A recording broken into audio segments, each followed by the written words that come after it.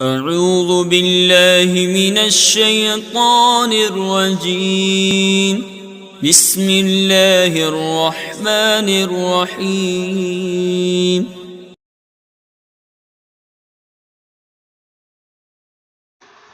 بسم اللہ الرحمن الرحیم۔ میں مجاہد حسین رضوی، استاذ دارالعلوم غریب نواز الہ آباد، درجہ رابعہ کے متعلمین سے مخاطب ہوں اور شرح جامی بحث اسم کا درس دینے جا رہا ہوں۔ اسم مورب غیر منصرف کا بیان چل رہا ہے۔ کل آپ نے اسم غیر منصرف کی تعریف میں پڑھا تھا کہ غیر منصرف وہ اسم ہوتا ہے جس کے اندر علل تسعہ میں سے دو علتیں یا علل تسعہ میں سے ایسی ایک علت جو دو علتوں کے قائم مقام ہو پایا جائے، وہ اسم غیر منصرف ہوتا ہے۔ منع صرف کے علل تسعہ کیا ہیں، آج اس کا بیان ہے۔ کہتے ہیں وَهِيَ، اور یہ اس ضمیر کا مرجع علل تسعہ ہیں۔ لیکن ایک سوال پیدا ہوتا ہے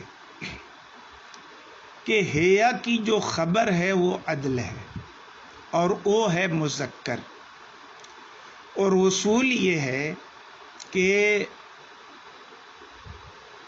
کوئی ضمیر جب اپنے مرجع اور خبر کے مابین دائر ہو جائے تو خبر کی رعایت اولا ہوتی ہے۔ تو اب یہاں پر ہیا کے بجائے ہوا ہونا چاہیے۔ ایک دوسرا سوال بھی یہاں پر پیدا ہوتا ہے کہ اگر آپ ہیا کو مبتدا بنائیں جس کا مرجع ہے علل تسعہ اور عدل کو اس کو پر محمول کریں تو یہ بات غلط ہوگی، کیونکہ عدل علل تسعہ نہیں ہے بلکہ عدل علل تسعہ میں سے ایک علت ہے۔ ان دونوں سوالوں کا جواب شارح نے بڑے اختصار کے ساتھ ایک ہی جملے میں دے دیا ہے۔ کہتے ہیں ما فی ھذین البیتین من الامور التسعہ، کہ علل تسعہ امور تسعہ میں سے ان دونوں اشعار کے اندر جو موجود ہے وہ سب علل تسعہ ہیں، ان کا مجموعہ علل تسعہ ہے۔ لا کل واحد، ہر چیز جو مذکور ہے وہ علل تسعہ نہیں ہے۔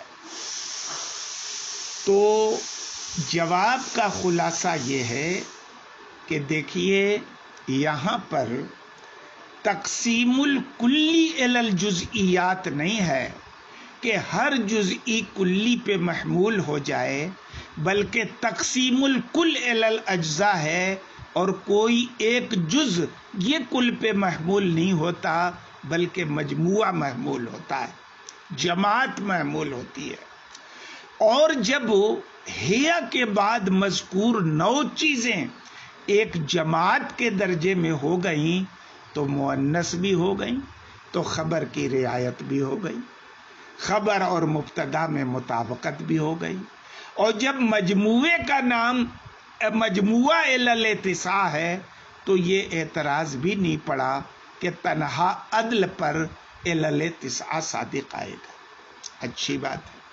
وہی کہا لا کل واحد، ہر چیز جو ہے وہ علل تسعہ نہیں ہے، حتی یقال، یہاں تک کہ کہا جائے کہ علل تسعہ پر ہر ان امور میں سے ہر ایک کے ذریعے حکم لگانا صحیح نہیں ہے، یہ اعتراض نہیں کر سکتے۔ کیونکہ مجموعہ محمول ہے، ان کا ہر فرد محمول نہیں ہے، یعنی یہاں ربط جو ہے یہ عطف پر مقدم ہے، عطف ربط پر مقدم نہیں ہے، اور وہ مجموعہ کیا ہے؟ شعر ہے۔ عدلوں و وصفوں و تانیسوں و معرفہ، عدل ہے، وصف ہے، تانیس ہے، معرفہ ہے اور اجماع ہے۔ ثم جمع ثم ترکیب، پھر جمع ہے، پھر ترکیب ہے۔ اب ایک سوال پیدا ہوتا ہے یہاں پر کہ ثم کی جو وضع ہوئی ہے یہ ترتیب ما تراخی کے لیے ہے، تو کیا واقعتاً ایسا ہے کہ عدل کی، وصف کی، تانیس کی، معرفہ کی، اجماع کی سببیت جمع اور ترکیب کی سببیت پر مقدم ہے، اور ان دونوں کی سببیت ان کی سببیت سے مؤخر ہے؟ بظاہر تو ثم سے یہی سمجھ میں آ رہا ہے، حالانکہ ایسا نہیں ہے، اس میں تراخی اور ترتیب کی کوئی بات نہیں ہے، بلکہ سب یکساں ایک وقت میں سبب ہیں اسباب منع صرف میں سے۔ اس لیے اس کا جواب دیا کہ ان دونوں علتوں میں یعنی جمع اور ترکیب میں واو سے ثم کی طرف جو عدول ہے یہ اصلی معنی ترتیب ما تراخی کے لیے نہیں ہے، بلکہ کیوں ہے؟ کہتے ہیں لمجرد المحافظت علی الوزن، محض وزن کی محافظت کے لیے۔ بات ختم ہو گئی۔ تو عدل، وصف، تانیس 3، معرفہ، اجماع، جمع، ترکیب 7 ہے نا۔ اس کے بعد الف نون زائدتان، کہتے والنون زائدتن من قبلہا الف، اور نون اس حال میں کہ اس سے پہلے الف زائد ہو اور وزن فعل۔ وہذا القول تقریب، اور یہ قول قریب کرنے والا ہے۔ تقریب یہ اسم فاعل کے معنی میں یہ مصدر ہے، مقرب کے معنی میں۔ اب یہاں پر والنون زائدتن من قبلہا الف کی ترکیب تفصیل سے شارح بیان کر رہے ہیں۔ کہتے ہیں کہ پہلی ترکیب یہ ہے کہ زائدتن یہ منصوب ہو، اور منصوب کیوں ہو؟ اس بنیاد پر کہ وہ حال ہو۔ زائدتن کیا ہو؟ حال ہو۔ تو اب حال کس سے ہوگا؟ نون سے، اور نون نہ فاعل ہے نہ مفعول، تو حال کیسے بنے گا؟ کہتے ہیں کہ نہیں، نون دیکھنے میں فاعل نہیں ہے لیکن تقدیر میں فاعل ہے، اور تقدیر عبارت یہ ہے کہ وَتَمْنَعُ النُّونُ الصَّرْفَ، کہ نون اسم کے منصرف ہونے کو روک دیتی ہے۔ کب روکتی ہے؟ اس حال میں کہ اس سے پہلے الف زائد ہو۔ اچھی بات ہے۔ تو اور الف جو ہے حالکونہا زائدتن، اور ماتن کا قول جو الف ہے یہ ظرف کا فاعل ہے۔ یہ کس کا فاعل ہے؟ ظرف کا فاعل ہے، کہ والنون زائدتن ثبتت من قبلہا الف، یہ معنی ہے۔ یعنی من قبلہا یہ ظرف ہے، یہ ظاہر ہے کسی نہ کسی فعل سے متعلق ہوگا، اور وہ اسی فعل کا یہ فاعل بنے گا، یا شبہ فعل سے متعلق ہوگا تو اس کا فاعل بن جائے گا۔ ایک ترکیب تو یہ ہو، یا یہ کہ نون جو ہو یہ مبتدا ہو اور اس کی خبر ہو یہ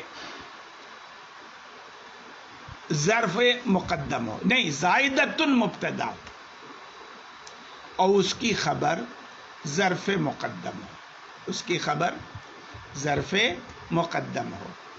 اب ظرف کے تقدم کی وجہ سے زائدہ نکرہ یہ بن جائے گا، آپ کو مبتدا بننے کی صلاحیت رکھے گا۔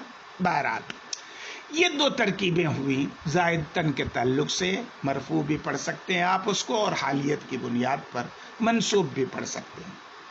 کہتے ہیں وَلَا يَخْفَى أَنَّهُ لَا يُفْهَمُ مِنْ هَذَا التَّوْجِيهِ زِيَادَةُ الْأَلِفِ، اور کوئی خفا نہیں ہے کہ اس توجیہ سے گزشتہ جو ترکیبیں جو آپ کے سامنے آئیں اس میں صرف نون کی زیادتی سمجھ میں آ رہی ہے، الف کی زیادتی سمجھ میں نہیں آ رہی ہے، حالانکہ نون کی طرح الف بھی زائد ہوتا ہے، اور اسی لیے ان دونوں کی تعبیر الف نون زائدتین سے کی جاتی ہے۔ بات ختم ہو گئی۔ تو اب کہتے ہیں کہ اگر الف کو یہ ماتن کے قول زائدتن کا فاعل قرار دیا جائے اور ظرف کو متعلق کر دیا جائے زیادت سے، من قبلہا کو کر دیا جائے زائدتن سے متعلق، اور الف کی زیادتی سے، نون سے پہلے الف کی زیادتی سے مراد الف نون دونوں کا وصف زیادت میں مشترک ہونا مراد لیا جائے، اور ان دونوں میں الف کا مقدم ہونا مراد لیا جائے، اس وصف میں یعنی وصف زیادت میں الف کا مقدم ہونا مراد لیا جائے۔ تو اب فوہما زیادتہما جمیعا، الف اور نون دونوں کا زائد ہونا سمجھ میں آئے گا، اور اس کی ایک مثال آپ دیکھیں کہ کیسے یہاں پر دونوں کی زیادتی یا وصف زیادت میں دونوں کا اشتراک سمجھ میں آ رہا ہے۔ جیسے آپ کہیں جاء زید راکبا من قبلہ اخوہ، کہ زید حالت رکوب میں آیا اور اس سے پہلے اس کا بھائی بھی حالت رکوب میں آیا، کیونکہ یہ عبارت وصف رکوب میں زید اور اس کے بھائی دونوں کے اشتراک پر دلالت کرتی ہے، اور اس وصف میں یعنی وصف رکوب میں زید کے بھائی پر زید کے بھائی کا زید پر وصف رکوب میں تقدم پر دلالت کرتی ہے۔ یہاں بھی ایسے ہی کہ جو ترکیب ابھی بتائی گئی اس سے دونوں کا وصف زیادت میں اشتراک مراد ہو، ہاں اس وصف زیادت میں کیا کہتے ہیں کہ الف کی زیادتی پہلے سمجھ میں آ رہی ہے اور نون کی زیادتی بعد میں سمجھ میں آ رہی ہے۔ آج کے سبق میں اتنا ہی، باقی کل انشاءاللہ۔